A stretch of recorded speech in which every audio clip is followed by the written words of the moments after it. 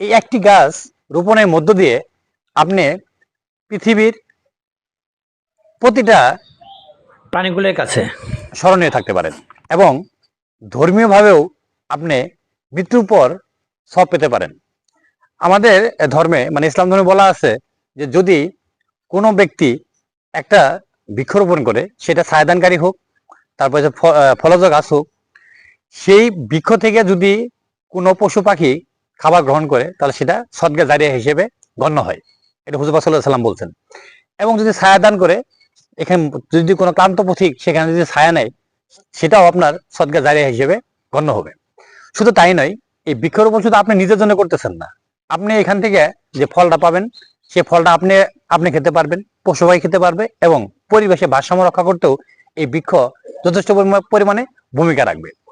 এবং এই বৃক্ষ থেকে যে দূষিত আমাদের যে এই পৃথিবীতে যে দূষিত বায়ুগুলো আছে সেগুলো সে শোষণ করে, পাশাপাশি আপনার বিশুদ্ধ একটা বাতাস দেয়, ফল দেয়, কাঠ দেয়, সমস্ত কিছুই আপনি বৃক্ষতে পাবেন। শুধুমাত্র শুধু একটু পরিশ্রম করে একটা বৃক্ষ রোপণ করা। এখানে আমাদের ইসলাম ধর্মে আরেকটা কথা বলা আছে যে যদি যদি কিয়ামত সংগঠিত হওয়ার মতো পরিস্থিতি হয়, তোমার হাতে যদি একটা কোনো বৃক্ষে চারা থাকে তাহলে সেটা তুমি রোপণ করে দাও। এটা আমাদের হুজুর সাল্লাল্লাহু আলাইহি ওয়াসাল্লাম বলছে। তার মানে আমাদের ইসলাম ধর্মেও হুজুর সাল্লাল্লাহু আলাইহি ওয়াসাল্লাম বৃক্ষরোপণের উপরে যথেষ্ট পরিমাণে গুরুত্ব দিয়েছে। শুধু তাই নয়, যখন কোনো জিহাদে যেত হুজুর সাল্লাল্লাহু আলাইহি ওয়াসাল্লাম, তখন প্রথমেই বলতো যে কোনো বৃক্ষকে ধ্বংস করবা না, কোনো শিশুরে মারবা না, তারপরে কোনো ধর্মযাজকদের মারবা না। তার মানে সেখানে বৃক্ষের কথাও বলা আছে যে সেটাকে নষ্ট করো না। তার মানে বৃক্ষের এত একটা গুরুত্ব আমাদের ইসলাম ধর্মে আছে।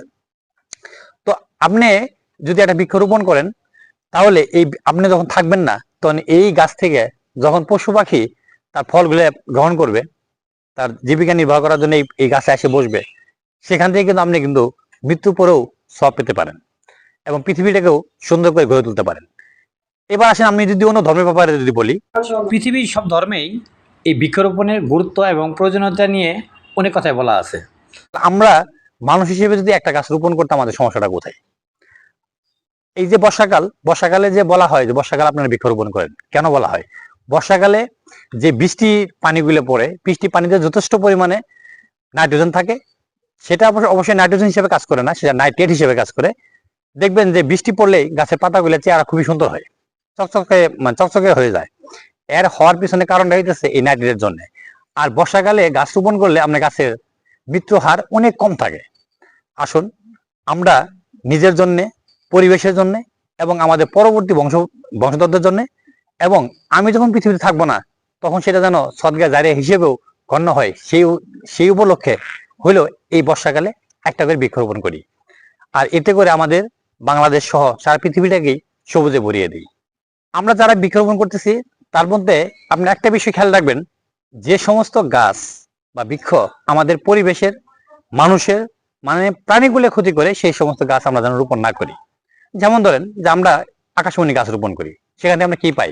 শুধুমাত্র কাঠ পাই, কাঠ ছাড়া অন্য কিছু পাই না। কিন্তু আপনি কি জানেন যে আকাশমণি গাছে যখন শীতের শেষে যখন ফুলটা ফুটে, সেই ফুলের পাপড়িগুলো যদি শিশুদের যদি নাকে যদি যায়, তার যে হাঁপানি হতে পারে। এই সমস্ত গাছ, তারপর ইউক্যালিপটাস আছে, এই সমস্ত গাছ বাদ দিয়ে চলুন না আমরা ফলের গাছ, বনজ অন্যান্য গাছ, তারপর ওষুধি গাছ, এগুলো রোপণ করলে আমরা ফলও পাবো। ওষুধীয় গাছ লাগালে ওষুধের গাছ থেকে সেখান থেকে আমরা ওষুধের যে আছে সেগুলো পাবো এবং আমরা কাঠও পাবো। তাই পরিবেশের ক্ষতি করে এরকম কোনো বৃক্ষরোপণ করার প্রয়োজন নাই, দরকার নাই। যেগুলো পরিবেশের জন্য ভালো, কার্বন ডাইঅক্সাইড কম করে নিঃসরণ করে এবং অক্সিজেন বেশি ছাড়ে আমাদের জন্য, প্রাণীকুলদের জন্য, সেই সমস্ত বৃক্ষরোপণ করি, বিশেষ করে ফলজ, বনজ, ঔষধি গাছ। ধন্যবাদ সবাইকে।